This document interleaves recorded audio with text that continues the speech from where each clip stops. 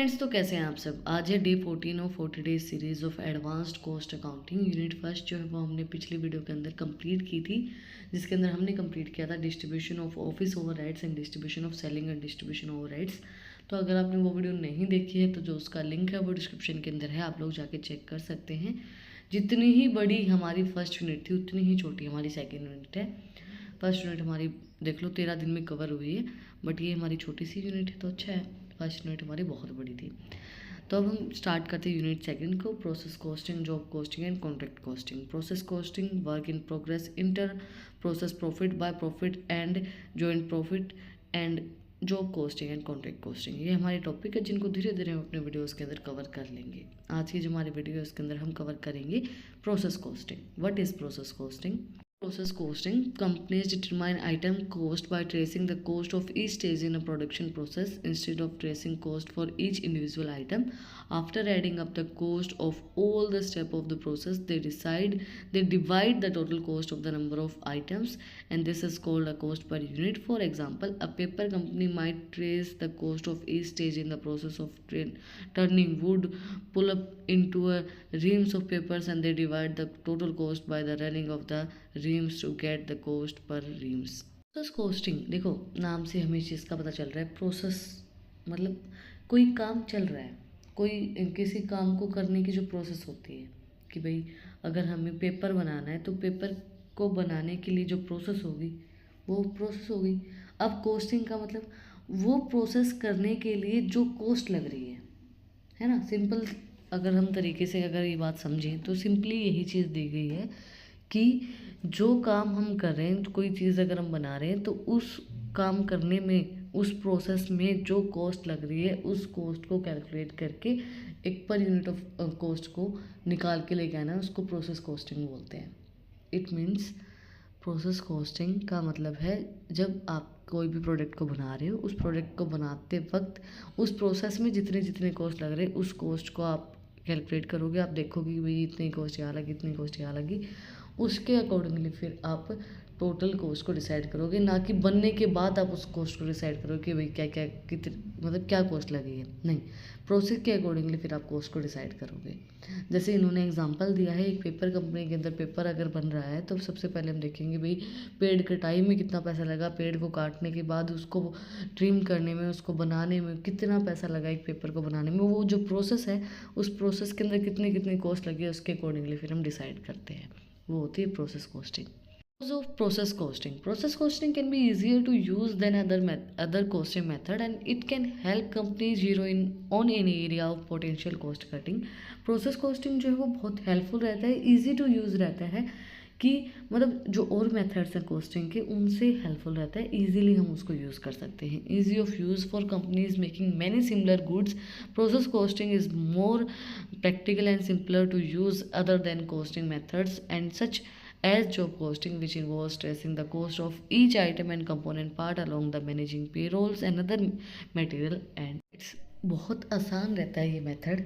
जैसे और जो मेथड है उनके अंदर जो है, जैसे जॉब कॉस्टिंग वगैरह हो गया, उसके अंदर हर कॉस्ट को ट्रेस करना पड़ेगा कि मटेरियल की कितनी है, ओवरहेड की कितनी है, सब चीज़ें ट्रेस करनी पड़ेगी, पेरोल की कितनी लगी है। बट ये जो मेथड है ईजिली हम इसको यूज़ कर सकते हैं। और सबसे आसान हमारा जब रहता है जब हमें सिमिलर प्रोडक्ट्स बनाने हैं, जब हमें पता है कि ये सेम ही प्रोडक्ट बन रहा है तो सेम प्रोसेस होगी, सेम कॉस्ट लगेगी, तो उसके लिए तो ये और भी आसान रहता है ये method. Flexibility. Process costing can help companies improve their operations to reduce costs so they can offer product at more competitive price. It highlight the cost of each step in the manufacturing process, helping companies target redundant and updated और inefficient processes. Process costing जो है वो flexible रहती है, company के operations और cost को reduce करने में हेल्प करती है कि भाई कितना प्राइस है, कंपिटिटिव में कितना कॉस्ट रखा हुआ है, हमें कितना प्राइस रखना है। ये हमें हेल्प करती है कि भाई मैन्युफैक्चरिंग प्रोसेस में हमारी इतनी इतनी कॉस्ट लगी है तो हमें कितना प्राइस रखना है, हमारा टारगेट क्या रहना चाहिए, उसके अकॉर्डिंगली हम अपने प्राइस को सेट करेंगे। फ्लेक्सिबल प्रोसेस रहती है बहुत ज़्यादा।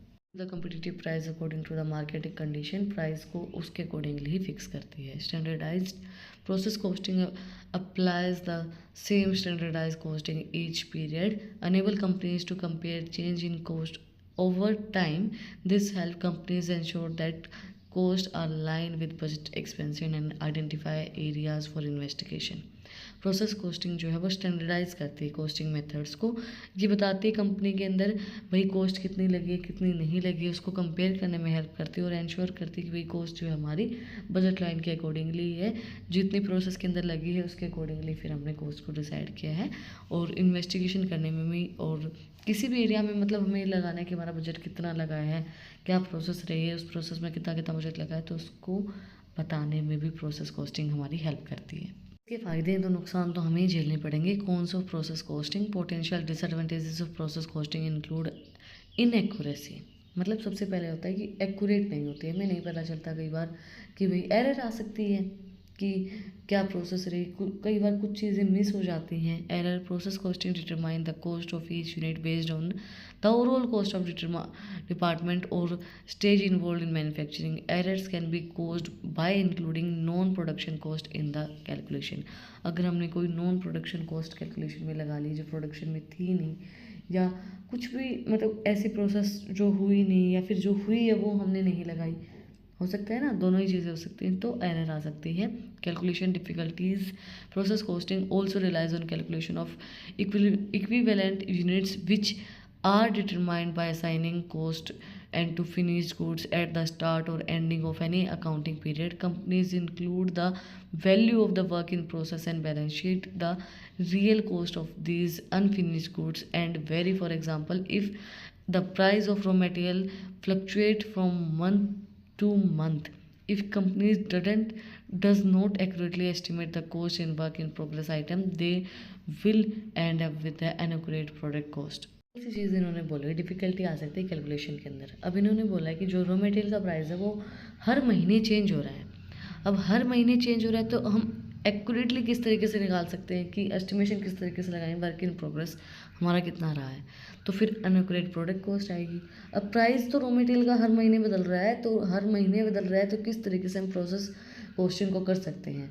अब प्रोसेस के अंदर रॉ मटेरियल हर बार अलग अलग यूज़ हो रहा है, अलग अलग यूज़ हो रहा है, तो फिर कॉस्ट को एस्टिमेट करने में भी दिक्कत आएगी, अनएक्यूरेट निकल सकता है। Time consuming, calculating equivalent units can be time consuming. Management accountants have to determine how far down the line in production process these unfinished goods are and assign cost accordingly. Time consuming process होती है हर एक unit की, अगर हम बात करेंगे तो हर unit हमारी टाइम लेगी कि उसके प्रोसेस को उसके कॉस्ट को कैलकुलेट करने के लिए, तो उनको मैनेज करना, उनको डिटरमाइन करना डिफ़िकल्टी हो सकती है। डिफ़िकल्टी नहीं होगी तो फिर बहुत टाइम लगता है उस प्रोसेस के अंदर। Flow in process costing, with cost processing, companies trace the flow of cost from department to department rather than tracing cost for each individual item. Each department adds direct labor and manufacturing overhead cost plus the cost of any raw material it uses.